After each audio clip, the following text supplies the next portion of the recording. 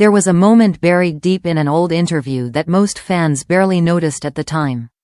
No headline highlighted it, no clip went viral, and no controversy followed.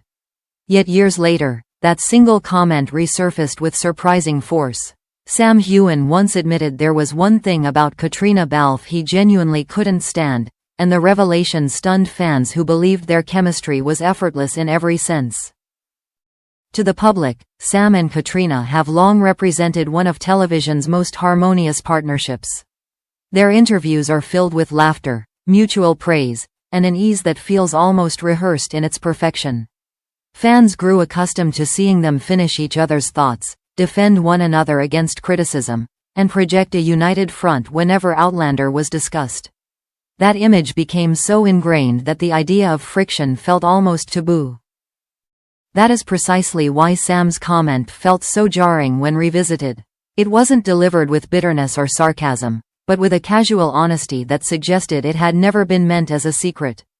He mentioned it briefly, almost in passing, as if assuming everyone understood that long-term collaboration naturally comes with irritation. At the time, few paid attention to it. The setting made the confession even more unexpected. It wasn't a probing interview designed to expose behind-the-scenes drama. Sam was reflecting on the intensity of working so closely with one person for years, the kind of professional relationship that blurs lines between colleague, partner, and constant presence. In that context, his admission felt less like gossip and more like a moment of unfiltered realism. What he described wasn't a personal flaw or a character issue. It was something far more subtle, and perhaps more relatable. Sam hinted at Caitriona's relentless precision, her refusal to let small details slide, even when exhaustion set in. While many admire that quality, he admitted that in high-pressure moments, it could become overwhelming. The honesty of that statement caught fans off guard. Precision, after all, is often praised as a virtue, especially in a lead actor. Hearing it framed as something that could be frustrating challenged the fantasy of seamless collaboration. It reminded viewers that what looks like harmony on screen often requires negotiation behind it. Fans who revisited the interview began to notice how carefully Sam had worded his response. There was no accusation, no resentment, only acknowledgement. He spoke about the difficulty of matching Caitriona's intensity when energy levels didn't align. That mismatch, he suggested, sometimes tested his patience more than any external challenge. The reaction within the fandom was immediate and polarized. Some felt defensive on Caitriona's behalf, worried that the comment could be misinterpreted as criticism. Others appreciated the honesty, seeing it as proof that their partnership was built on reality rather than illusion. The idea that they could clash and still respect each other made the relationship feel stronger, not weaker. What made the moment linger was how rare such admissions are in Hollywood. Actors are trained to present unity, especially when fronting a long-running series. Any hint of irritation is usually smoothed over or avoided entirely. Sam's willingness to acknowledge discomfort, however mild, stood out. The resurfacing of this secret forced fans to reconsider their expectations. Perhaps the reason Sam and Caitriona's dynamic has endured isn't because it's perfect, but because it isn't. Their chemistry may stem from confronting differences rather than pretending they don't exist. That realization reframed the comment from scandal to insight. As discussions continued, many fans pointed out how the tension Sam described never translated into public conflict. There were no visible fallouts, no awkward interviews, no distancing on set. Instead, the show thrived, season after season, suggesting that whatever irritation existed was managed with professionalism and mutual respect. By the end of the day, the shock wasn't about what Sam couldn't stand. It was about how human the admission felt.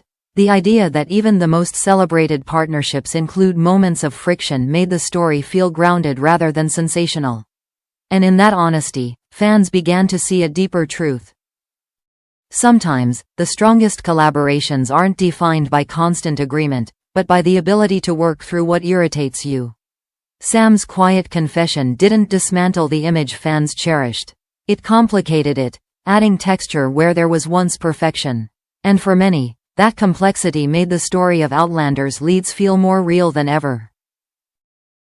As the conversation around that resurfaced comment deepened, fans began to understand it less as criticism and more as context. What Sam Heughan described was not annoyance rooted in ego or resentment, but the natural friction that emerges when two driven personalities share the same creative space for years. The longer people listened, the clearer it became that the one thing he couldn't stand was inseparable from what made their partnership work. Working on a series like Outlander meant living inside a shared rhythm that rarely paused. Long shooting days, emotional scenes, physical exhaustion, and the constant pressure to deliver consistency season after season left little room for detachment. In that environment, differences are magnified, not hidden. Sam's honesty suggested that pretending otherwise would have been the real fiction. What fans began to notice was how carefully he balanced his words. Every mention of frustration was followed by respect. He acknowledged that Caitriona Balfe's meticulous approach often elevated scenes beyond what was expected. The very intensity that tested his patience also pushed him to match her commitment. That tension, uncomfortable as it sometimes was, became a source of creative energy. Industry insiders later echoed this perspective, noting that long-term co-leads rarely remain perfectly aligned. Differences in preparation style, emotional processing, or attention to detail can create strain. Yet those same differences often prevent stagnation. In Sam and Caitriona's case, the friction never erupted publicly because it was managed privately, through communication rather than avoidance. Fans who initially reacted defensively began softening their stance. Many admitted they recognized the dynamic from their own professional or personal relationships. Loving someone's strengths often means tolerating the pressure those strengths create. The idea that Caitriona's high standards could be both inspiring and exhausting felt deeply relatable.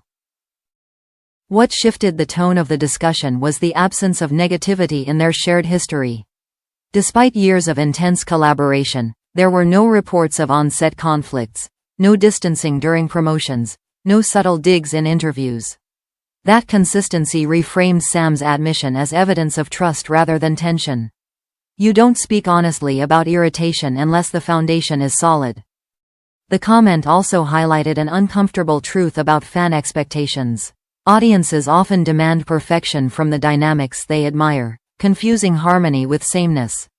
Sam's words disrupted that fantasy, reminding fans that real connection includes discomfort. Growth, both personal and professional, rarely happens without it. As the debate evolved, many fans began to appreciate the maturity behind the admission. Sam didn't present himself as a victim of frustration, nor did he diminish Caitriona's approach. He simply acknowledged that differences exist, even in the most successful partnerships. That acknowledgement required confidence, not conflict. By the time the conversation settled, the initial shock had transformed into reflection. Fans weren't asking what Sam couldn't stand anymore, but how the two had sustained such a demanding partnership for so long. The answer seemed to lie in mutual respect, honesty, and the ability to channel friction into performance rather than resentment. In the end, the secret was never about dislike. It was about the reality of collaboration under pressure. Sam's admission didn't expose a hidden rift, it exposed a deeper truth. That enduring partnerships are not built on constant ease, but on the willingness to work through what challenges you.